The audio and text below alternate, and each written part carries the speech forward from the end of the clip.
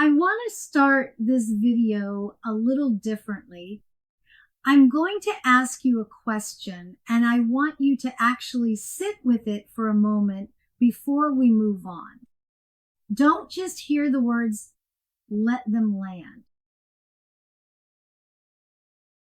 If you were hiring a coach for yourself, someone you trust with your biggest challenges, your deepest goals, what kind of human being would you want sitting across from you? I'm not asking about their credentials. I'm not asking what tools they know or what model they use. I'm asking about their character, their presence, the way they make you feel when you're in the room with them. Go ahead. Think about it. What qualities come to mind? Here's the thing.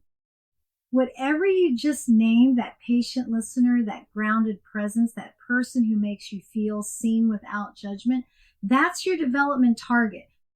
That's the person you need to grow into. And I want to be really clear about this. I said grow into, not pretend to be. There's a coach I worked with years ago who had flawless technique. Every question was well formed. Every reflection was accurate.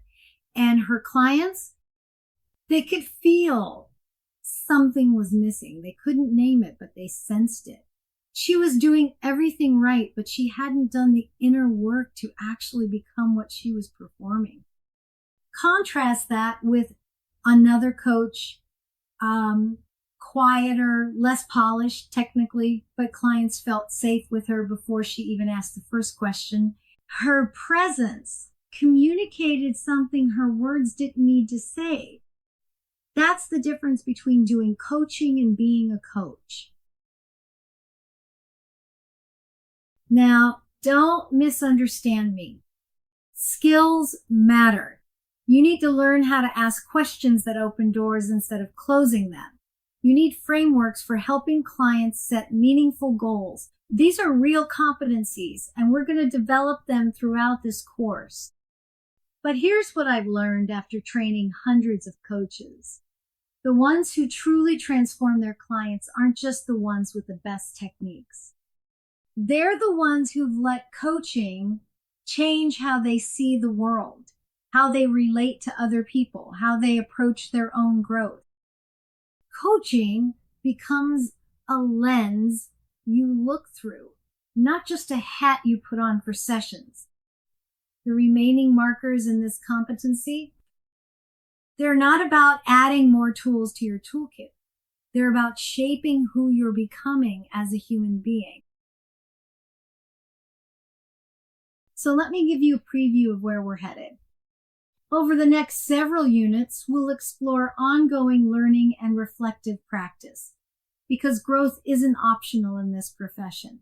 We'll dig into bias awareness and cultural sensitivity, the hard work of seeing your own blind spots. We'll talk about using yourself as an instrument, your body, your intuition, your presence as data. We'll cover emotional management and how you prepare yourself to show up fully. And we'll explore openness and curiosity, the stance that keeps coaching alive. Each of these asks something of you beyond technique. Each one will stretch you. And that's exactly the point. Here's the part that trips people up. Some coaches think they can flip a switch, be one way during sessions and another way the rest of the time. Coach mode on, coach mode off. That's not how this works. This is about who you are and how you live as a coach, not just how you present yourself in a coaching session. The world can tell who's a coach. Your family can tell. Your friends can tell. Not because you're coaching them, hopefully you're not doing that at dinner, but because there's something different about how you listen, how you hold space, how you trust people to find their own answers. You can't fake that for an hour and then go back to being someone else. Either this work is changing you or you're just going through the motions. So here's where we land. Chasing competency checklists without personal development will only take you so far. And thinking I'm already a good person without intentional growth, that's not enough either. This path requires you to keep evolving, keep reflecting, keep becoming. And honestly, that's what makes it meaningful. You're not just building a career, you're building yourself.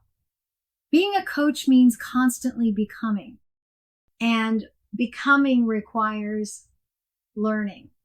So let's talk about what ongoing development actually looks like in practice.